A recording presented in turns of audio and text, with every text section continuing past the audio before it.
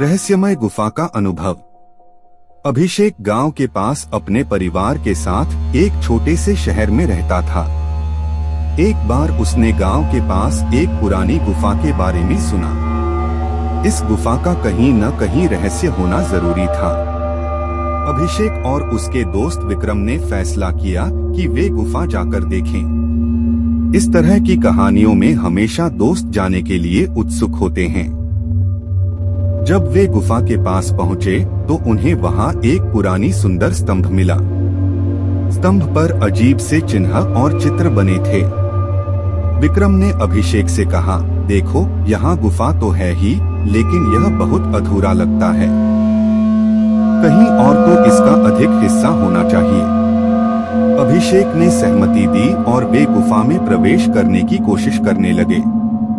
जब वे गुफा में पहुंचे तो उन्हें एक अजीब अंधकार में छिपे एक और द्वार मिला। वे द्वार को खोलने की कोशिश करने लगे और जब वे इसे खोले तो उन्हें वहां अजीब से प्रकाश की तीक्ष्ण रोशनी दिखाई दी। अंधकार से प्रकाश में जाने के बाद वे एक बड़ी और सुंदर गुफा में पहुंचे। इस गुफा में एक और द्वार था जिस पर अजीब से चिन्ह थे। विक्रम ने कहा, देखो, यहाँ भी द्वार है, हमें इसे खोलना चाहिए। अभिषेक और विक्रम ने मिलकर द्वार को खोला और जब वे अंदर गए तो उन्हें एक अजीब सी जगह मिली। यह जगह इतनी बड़ी थी कि वे कहीं भी अंत नहीं देख सकते थे।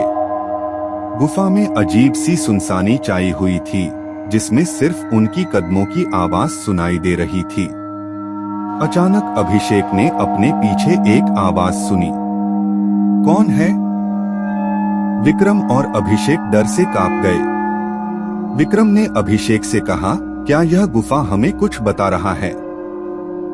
अभिषेक ने कहा, हाँ, लगता है कि हमने किसी अजीब और रहस्यमय गुफा की राज को हल करने की कोशिश की है। जब वे वापस जाने के लिए तैयार हो रहे थे तो वे अंधकार में फंस गए। अब तक की घटना उन्हें समझ में नहीं आ रही थी। उन्होंने अपने आसपास देखा और अचानक एक अजीब दिखाई दिया। विक्रम ने कहा, देखो, यहाँ एक छोटी सी छिड़काव है।